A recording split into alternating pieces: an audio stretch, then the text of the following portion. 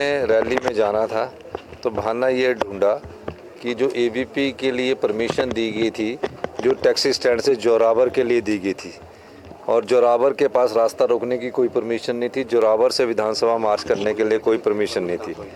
लेकिन उन्होंने एक बहाना ढूंढा और वो अपनी रैली में गए।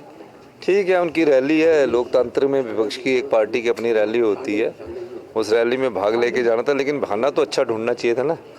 लेकिन फिर भी हमने इस बात का जवाब दिया। और मैं ये भी कहना चाहता हूँ कि विपक्ष के एक विधायक ने मेरे लंदन दौरे से निजी संबंधित दौरे के बारे में पूछा था, तो मैं बताना चाहता हूँ कि मैंने चाय से लेकर बाई एयर से आना जाना, रहने का सारा खर्चा अपने अकाउंट से दिया है, एक एक पैसे का हिसाब लिया है।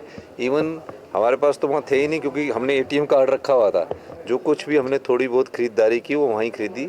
और मैं अपनी बेटी के एडमिशन में गया था, जो कंपटीशन के थ्रू सेलेक्ट हुई थी, और एक पिता का होने का दायित्व भी मेरे पास था। इसी में उन्होंने पूछा कि आपने उद्योगपतियों से मुलाकात की। मेरी कोई ऑफिशियल मुलाकात नहीं थी, लेकिन निजी तौर पर हाउस ऑफ लॉर्ड्स में इंडो यूरोपियन यूनियन की बैठक हुई, जिसमें बड़े बड़े उद्योगपति शामिल हुए। सिर्फ चर्चा हुई। मैंने कहा कि हम कोई कंसेशन नहीं देते, लेकिन टूरिज़्म सेक्टर में आप आना चाहते हैं या हाइड्रो सेक्टर में आए तो मोस्ट वेलकम है, इतनी सी बात हुई। और उन्होंने हमें सम्मानित किया, जो हमारी तो कुछ योजनाएँ थी। तो इस प्रकार के क्वेश्चन व्यक्तिगत तौर से पूछे नहीं जाने चाहिए थे, लेकिन उन्होंने पूछा तो मैंने उस समय उनको भी महसूस हुआ होगा, तो वो एब्सेंट हो गए। और बीजेपी ने पहली बार ये सोचा कि हम अब वैसे पूछते कि हमारे उत्तर नहीं दिए जा रहे, तो जब मैं खुद उत्तर देने के लिए हुआ तो अध्यक्ष महोदय ने कहा कि ऐसी व्यवस्था नहीं है, पॉइंट ऑफ ऑर्डर में कीजिए। तो पॉइंट ऑफ ऑर्डर में मैंने अपनी निजी यात्रा के बारे में भी बताया, और सोशल मीडिया में बड़ी बातें चली हुई थी।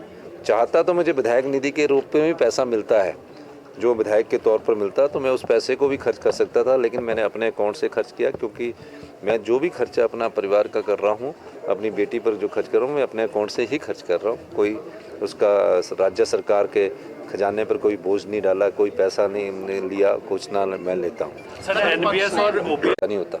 इसीलिए ये मैं कहता हूँ कि 5 गुटों में घटी भारतीय जनता पार्टी है। 3 गुटों की तो तस्वीर अभी लगा दी है इन्होंने, चाहे अनुराग जी है, चाहे जयराम जी है, चाहे बिंदल जी है।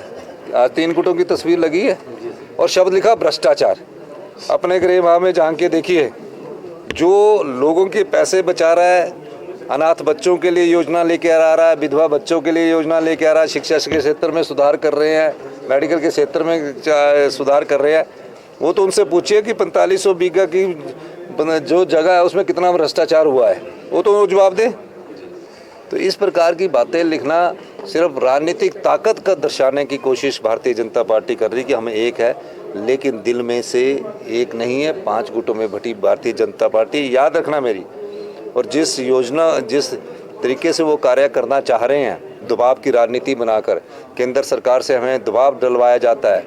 जो ओल्ड पेंशन स्कीम हमने ओपीएस दिया, उसका 1600 करोड़ रुपया भारतीय जनता पार्टी हमें रिलीज़ नहीं होने दे रही। केंद्र सरकार से हमें 2% की एडिशनल बोरिंग मिलनी चाहिए, उसको भारतीय जनता पार्टी रिलीज नहीं होने दे रही।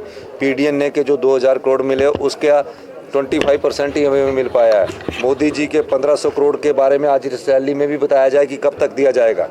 हम लोग राजनीतिक जीवन में हैं, हम 5 साल के लिए जनता की आशाओं के अनुरूप चुनकर आते हैं, लेकिन क्या कोई देश के प्रधानमंत्री 1500 करोड़ घोषणा करके जाते हैं, 2 महीने तक हमें नहीं मिला, तो क्या कारण है? ये सब भारतीय जनता पार्टी के जो राज्य के नेता वो रुकवा रहे हैं। तो ये मैं कहना चाहता हूँ। धन्यवाद। रैली में जाना था तो बहाना ये ढूंढा कि जो एबीपी के लिए परमिशन दी गई थी, जो टैक्सी स्टैंड से जोरावर के लिए दी गई थी, और जोरावर के पास रास्ता रोकने की कोई परमिशन नहीं थी, जोरावर से विधानसभा मार्च करने के लिए कोई परमिशन नहीं थी। लेकिन उन्होंने एक बहाना ढूंढा और वो अपनी रैली में गए। ठीक है, उनकी रैली है, लोकतंत्र में विपक्ष की एक पार्टी की अपनी रैली होती है, उस रैली में भाग लेके जाना था। लेकिन बहाना तो अच्छा ढूंढना चाहिए था ना। लेकिन फिर भी हमने इस बात का जवाब दिया। और मैं ये भी कहना चाहता हूँ कि विपक्ष के एक विधायक ने मेरे लंदन दौरे से निजी संबंधित दौरे के बारे में पूछा था, तो मैं बताना चाहता हूँ कि मैंने चाय से लेकर बाई एयर से आना जाना, रहने का सारा खर्चा अपने अकाउंट से दिया है, एक एक पैसे का हिसाब लिया है। इवन हमारे पास तो वहाँ थे ही नहीं, क्योंकि हमने एटीएम कार्ड रखा हुआ था। जो कुछ भी हमने थोड़ी बहुत ख़रीदारी की वो वहीं खरीदी। और मैं अपनी बेटी के एडमिशन में गया था, जो कंपटीशन के थ्रू सेलेक्ट हुई थी, और एक पिता का होने का दायित्व भी मेरे पास था।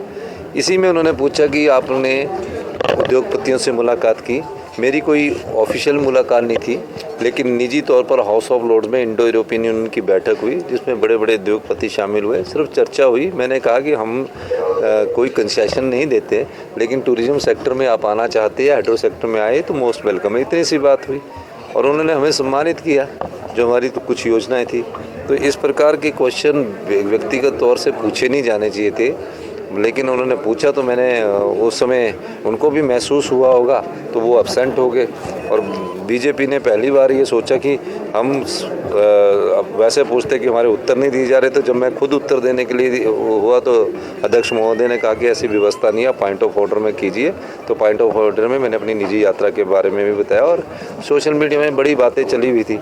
चाहता तो मुझे विधायक निधि के रूप में भी पैसा मिलता है, जो विधायक के तौर पर मिलता, तो मैं उस पैसे को भी खर्च कर सकता था, लेकिन मैंने अपने अकाउंट से खर्च किया, क्योंकि मैं जो भी खर्चा अपना परिवार का कर रहा हूँ, अपनी बेटी पर जो खर्च कर रहा हूँ, मैं अपने अकाउंट से ही खर्च कर रहा हूँ। कोई उसका राज्य सरकार के खजाने पर कोई बोझ नहीं डाला, कोई पैसा नहीं लिया, कुछ ना मैं लेता हूँ। सर, एनपीएस और